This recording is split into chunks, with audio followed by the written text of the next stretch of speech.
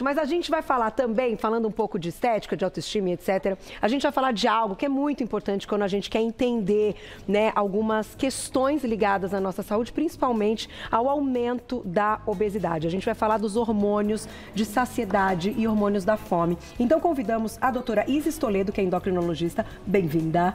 Tudo bem, doutora? Tudo bem, muito obrigada pelo convite. Prazer te receber. Prazer. Porque toda vez que a gente fala dessa questão que muitas vezes faz um desequilíbrio numa compulsão até alimentar, um aumento da fome, ou como é que a gente aumenta a nossa saciedade, a gente consegue, enfim, reduzir o peso e reduzir gordura através desse mecanismo. Mas tem muita coisa além disso, né? Então eu queria começar, doutora, te perguntando. A gente já vai para a nossa dinâmica que está aqui para responder a perguntinha que eu deixei lá no início do programa, mas queria que você então apresentasse para o público como é esse eixo, né? Como funcionam esses hormônios, quais hormônios são esses e esse eixo de saciedade e fome. Então, nós temos vários hormônios que regulam a fome e a saciedade. O hormônio da fome periférico, nós temos um, que é a grelina. Tá. Eu costumo falar que é G de grande. Ele é o hormônio que faz a gente sentir fome, vontade de comer, e ele aumenta quando o nosso corpo tem pouca energia e pouco nutriente. Certo. E temos os hormônios da saciedade. Pensando nos hormônios periféricos, aí temos vários hormônios. Temos o GLP-1, temos neuropeptídeo Y, PONC, CARD, pensando nos hormônios centrais. Então, existe um eixo que regula a fome e a saciedade. Doutora, quando você diz a questão até do corpo estar meio sentindo falta de nutrientes, então uma pessoa, por exemplo, que só se alimenta de fast food, enfim, coisas que não tem ali nutrientes, né? Tem calorias, vão dar saciedade, tem sabor, mas não tem nutrientes. Esse hormônio da fome pode aumentar, mesmo ela estando bem alimentada, certo? Porque são comidas até pesadas, porém não nutrida. Então, muito interessante a pergunta. A gente tem um mecanismo biológico, fisiológico, que envolve a grelina, que é o hormônio da fome. Ok. Quando a gente pensa em comfort food, alimentos por prazer, é outro sistema, que é o mesolímbico dopaminérgico. Então, a pessoa, por exemplo, que está muito habituada a comer alimentos com açúcar e gordura, porque tem que ser o conjunto, essa pessoa ela sente mais prazer ao comer outros alimentos ricos em açúcares e gordura.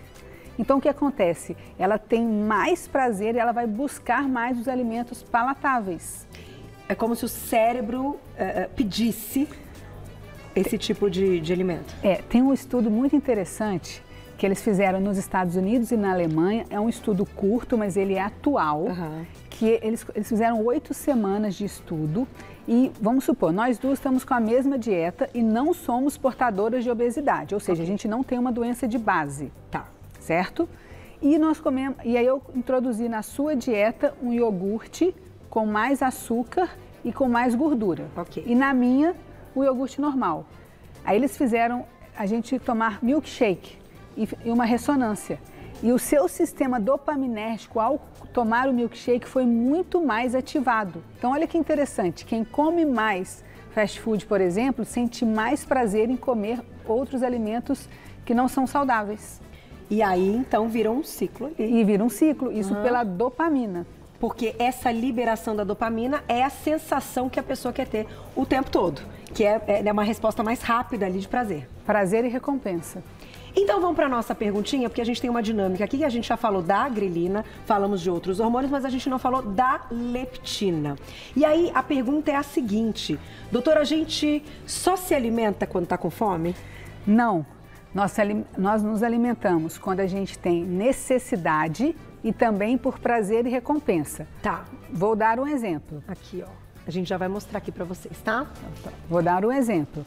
Quando a gente está num local, a gente come o salgado e aí tem a sobremesa e a pessoa já está satisfeita, ou seja, aquela fome biológica, fisiológica já foi resolvida. Aí o que elas falam? Agora eu tenho outro estômago do doce, não é assim? A gente fala que tem um estômago do salgado e um do doce. Preciso de doce. Então a gente não se alimenta só quando está com fome.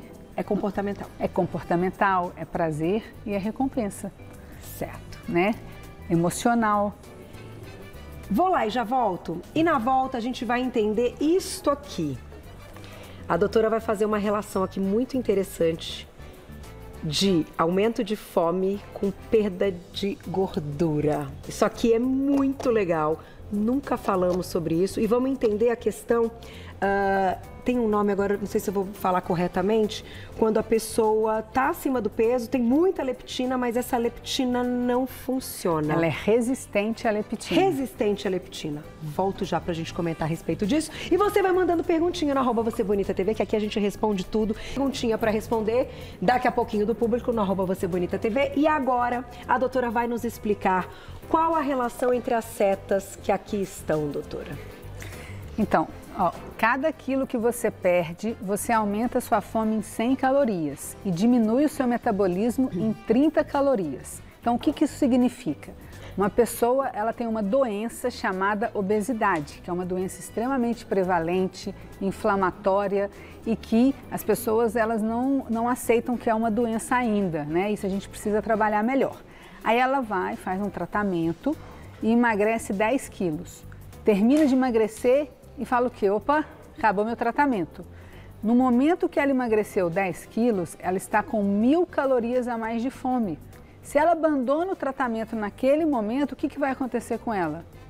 Ela vai ganhar de novo. Então, isso é uma explicação para o comum efeito sanfona que as pessoas falam. Muita gente fala assim, se eu emagrecer depois eu engordo, eu prefiro nem emagrecer. Não quero ter o sacrifício, né? Porque depois volta tudo de novo. Entendi. Então, esse efeito sanfona, ele é normal, ele é fisiológico. Então, isso tem que ser muito bem explicado para as pessoas que querem emagrecer, que o tratamento ele tem que ser contínuo e que o corpo ele é muito eficiente para voltar àquele peso anterior. Por esse mecanismo da fome. Um dos mecanismos é esse, que é você perder gordura e aumentar a fome e diminuir o metabolismo. E por que isso acontece? Porque dentro da célula de gordura, a gente tem um hormônio chamado leptina, que você falou no início do programa. Esse hormônio chamado leptina é o hormônio da saciedade. Então, quando você perde gordura, você perde saciedade e aumenta a fome.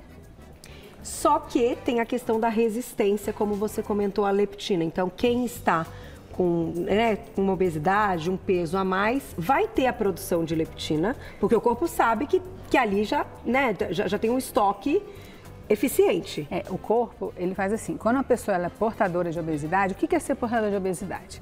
Ela tem um IMC acima de 30. Ok. Né? Então, peso sobre a altura ao quadrado acima de 30, a maioria das pessoas se encaixa nesse cálculo, não todas, né? Mas existe um médico avaliando. Essa pessoa ela tem uma doença inflamatória, tá? Então, a gênese, a base da doença é a inflamação. Você tem a gordura, essa gordura, quando você ganha peso, ela cresce, certo?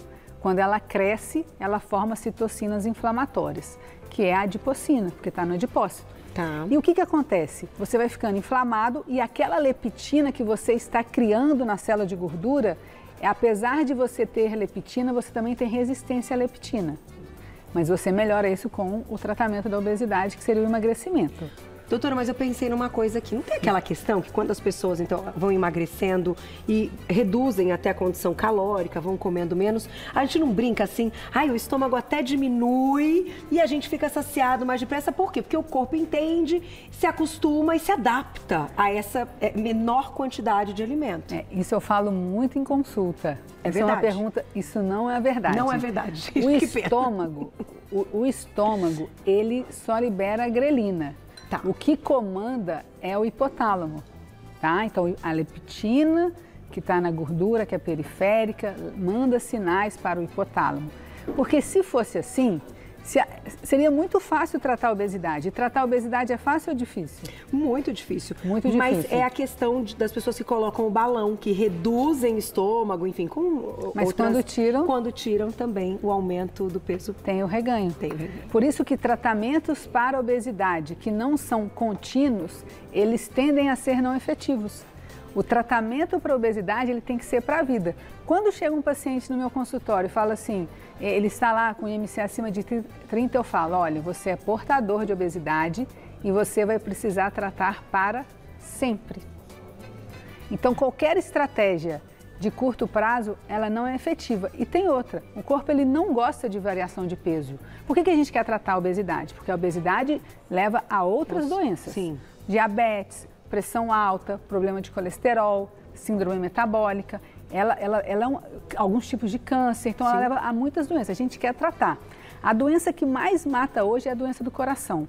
Se você ganha peso, perde peso, ganha peso, perde peso, você danifica a parede do seu vaso. Isso é um problema muito grande para ter uma doença cardiovascular lá na frente. Entendi. Então não existe, o estômago ele não diminui, né? Seria ótimo, seria maravilhoso os meus pacientes portadores de obesidade. Mito, gente. Mas, doutora, como é que a gente dribla, então, esse aumento da fome com a diminuição do peso? Então, e aí entra a questão comportamental, né? É muito importante os pacientes identificarem padrão alimentar, elas entenderem o padrão alimentar dela, elas tratarem de forma contínua, seja de forma medicamentosa, seja por escolhas alimentares, e elas têm que ter muita noção de densidade calórica. Vou dar um exemplo. A pessoa vai lá e comeu 3 bananas, ou ela comeu um pedaço de melão. O melão ele tem menos densidade calórica. Então ela tem que ter muita consciência de calorias para conseguir manter uma dieta hipocalórica sempre. Não tem jeito, né, doutora? Vai ano, vem ano, a gente está aqui há 13 e entrevistando as especialidades, e eu gosto de relacionar essas coisas porque é uma questão. E já tive muitas entrevistas de profissionais, não, que a gente tem que preocupar com nutriente e tal, de repente contar caloria deixa a pessoa ali bitolada, pode atrapalhar. Mas eu nunca consegui entender isso, porque no final tem uma matemática envolvida. Emagrecimento é igual a déficit calórico. Você só consegue o emagrecimento se você está em déficit calórico. Se você não tiver, você não vai conseguir emagrecer, por mais que você coma saudável. É super importante comer saudável, porque se você come pouco, você precisa ter nutrientes, até porque a gente quer que a pessoa emagreça, mas tenha saúde. Sem dúvida, para conseguir dar conta de tudo. Tem perguntinha do público. Maravilhosa essa pauta, muito obrigada pela aula, doutora. Lá na tela para vocês. Tati, obrigada, um beijo. Porque de noite, mesmo depois de jantar, só consigo pensar em comida? Como e continuo pensando em que mais posso comer. Tati, a gente já vai falar sobre isso daqui a pouquinho, que a pergunta é muito boa, mas agora... De volta com o nosso Você Bonita, porque a gente vai responder perguntinhas. Doutora Isis Toledo, que é endocrinologista, está falando do hormônio de saciedade, hormônio da fome. Depois a gente fecha com essa pergunta, será que comer vicia? Mas, vamos colocar a perguntinha que a gente deixou, doutora? Olha lá. Tati, um beijo. Porque de noite, mesmo depois de jantar, só consigo pensar em comida. Como e continuo pensando em que mais posso comer. Oh, meu Deus. E aí, doutora? Então, claramente, não é uma fome biológica, fisiológica, porque ela é uma paciente que já está alimentada, certo? Então, ela busca essa comida por prazer, por recompensa, por uma necessidade dopaminérgica, serotoninérgica, sim, ela quer o prazer e a recompensa, certo? Então, esse é um tipo de fome que a gente precisa acolher o paciente no consultório, entender o desejo do paciente e os obstáculos. Vamos supor, qual que é um primeiro obstáculo que ela tem ali? É a disponibilidade da comida, concorda? Se ela come e não para, ela tem muita oferta, talvez alimentos mais palatáveis. Então a gente precisa trabalhar isso com ela. E se ela fechar um diagnóstico, e isso deve ser feito em consulta, de uma compulsão noturna, aí precisaríamos tratar a compulsão noturna. Mas assim, eu quero dar uma dica geral. Comer pouco à noite é muito importante. Eu vejo as pessoas pulando o café da manhã e comendo mais na parte noturna. E eu fui no Congresso Americano de Obesidade, eles falaram muito sobre isso. Eu acho super importante que a gente precisa diminuir o comer noturno.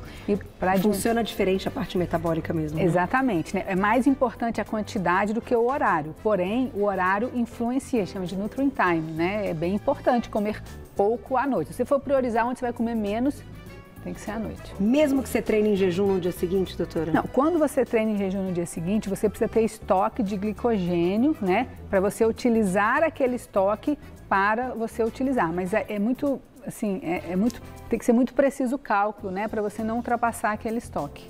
Tá certo. E é uma questão ali mais rara do que comum, certo? E assim, eu falo com os pacientes, à noite a gente está muito mais estressado do trabalho, né? Então a gente vai tender a compensar. Então, gente, tem que ter uma compra inteligente, né? Eu falo para os pacientes assim, o que você acha mais fácil? Não comprar o chocolate e não comer ou comprar o chocolate e não comer? Nem compra, não. É melhor não comprar. É lógico, você abre, você nem encontra em casa, eu concordo. Vamos para mais perguntinhas do público, dá tempo, olha lá quem escreveu pra gente, muitas perguntas, hein, doutora? Lu, obrigado, um beijo. Como faço para diminuir o estômago alto e pochete com alimentação? Olha, essa é uma pergunta interessante, só entrar com um conceito, a gordura localizada, ela é mais difícil de perder, né? A gente acha que o mais difícil de perder é aquela gordura visceral. A gordura visceral, ela é uma gordura pior para a saúde, né? Porque ela é uma gordura mais inflamatória, mas quando você faz a dieta hipocalórica de baixa caloria, você perde mais gordura visceral. Então, a pochete, ela demanda muito tempo ali, regularidade de dieta e exercício e um autoconhecimento muito grande, porque é uma gordura subcutânea. Só que a boa notícia é que a gordura subcutânea, ela não é tão inflamatória, ela não é tão ruim para doença cardiovascular quanto a gordura visceral. Tá certo. Tem mais perguntinha, olha lá. Ângela, obrigada, um beijo. Estou amamentando e tenho muita fome, mas não como por medo de engordar muito. É normal tanta fome assim mesmo? E aí, doutora? Então, tudo que aumenta o nosso gasto calórico aumenta a nossa fome. Então, a amamentação é uma. E existe uma referência de quantas calorias ela deve comer no mínimo. Ela tem que ficar muito atenta, porque a amamentação é prioridade no momento. Ela não pode comer poucas calorias, mas ali 2.300, dependendo do paciente, a gente consegue trabalhar bem a amamentação e o não ganho de peso. Por exemplo, exposição ao frio aumenta a fome, excesso de hormônio tireoidiano aumenta a fome, então exercício físico aumenta a fome. Então tudo que aumenta metabolismo e gasto energético aumenta a fome. Então é normal aumentar a fome com a amamentação. E vai passar em um período, né? E valorize e curta muito, porque passa muito rápido e é muito gostoso. Temos 1 minuto, dá tempo de mais uma rápida, Glaucia? Tem? Dá? Com 1 minuto? Então vamos lá, dá tempo. Rô, obrigada, um beijo. Tem algum suplemento que ajuda a controlar esses hormônios do apetite? Então, a gente precisa trabalhar com eficácia. Então, com certeza, um medicamento, um paciente com bom diagnóstico, que foi estudado, que nós sabemos bem os efeitos colaterais, que é muito mais interessante do que você utilizar um suplemento com menos estudos clínicos. Então, se você tem obesidade, sobrepeso com fatores de risco, procura um endocrinologista para ele dar um diagnóstico e um tratamento efetivo. Se você buscar um suplemento, é mais arriscado. Gente, o trabalho da doutora é maravilhoso. Vai lá no @doutora_Isis Endócrino. Vocês vão mostrar daí? Pode trazer como? Aqui, já tá aqui, vai. @doutora_Isis Endócrino. Obrigada, doutora, adorei. Que aula hoje. E eu vou encerrar com o Papai Noel aqui na mesinha, com a lozinha que minha equipe escreveu aqui, ó. Parabéns, Carol, pelos 17 anos de TV Gazeta, 17 anos de televisão. Muito feliz, vou comemorar muito. Obrigada, meninos. Beijo, beijo, vejo vocês amanhã ao vivo. Obrigada.